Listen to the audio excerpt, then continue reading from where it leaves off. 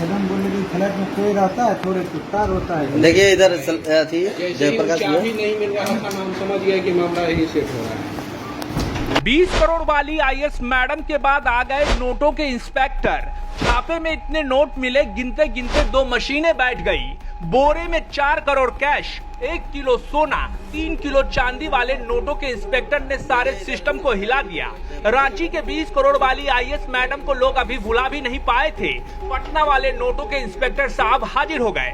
नाम जितेंद्र कुमार, पेशा drug inspector, जिनका काम होता है नकली और असली दवाई की पहचान करना। साहब 2012 में नौकरी में आए और 10 साल में भ्रष्टाचार की घोड़ी पर सवार होकर नोटों का पहाड़ खड़ा कर दिया।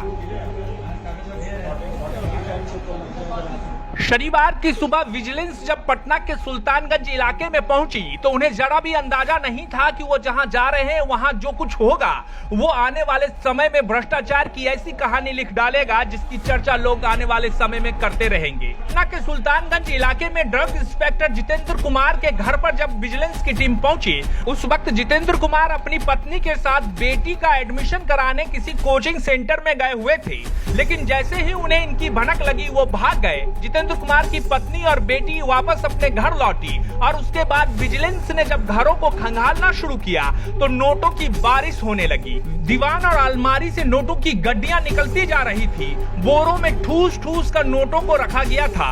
नोट तक तो सही था, फिर सोने की बारिश होने लगी, उसके बाद चांदी की बारिश होने लगी। विजिलेंस ने 2 मशीनें मंगवाई क्योंकि नोट गिनने के लिए उन्हें मशीनों की जरूरत पड़ गई। मशीनें आई और मशीनों ने जब गिनती शुरू की, नोटों को गिनते गिनते मशीनें बैठ गई क्योंकि नोटों को मोड़ मोड़ कर बैग में ठूस ठूस कर रखा गया था। अधिकतर 500 रुपयों की गड्डियां थी। 2000 रुपये की भी 18 से 20 गड्डियां हैं। 200 और 100 रुपए के नोट भी मिले हैं। ड्रग इंस्पेक्टर के ठिकानों से विभिन्न बैंकों तथा वित्तीय संस्थानों में निवेश से संबंधित पासबुक और कागजात की लिस्ट तैयार की जा रही है। जमीन और फ्लैट से संबंधित दस्तावेज भी जब्त किए गए हैं। आपको जानकर हैरानी होगी कि जितेंद्र कुमार 2012 में नौकरी में आए, मात्र 10 साल में ऐसी कमाई।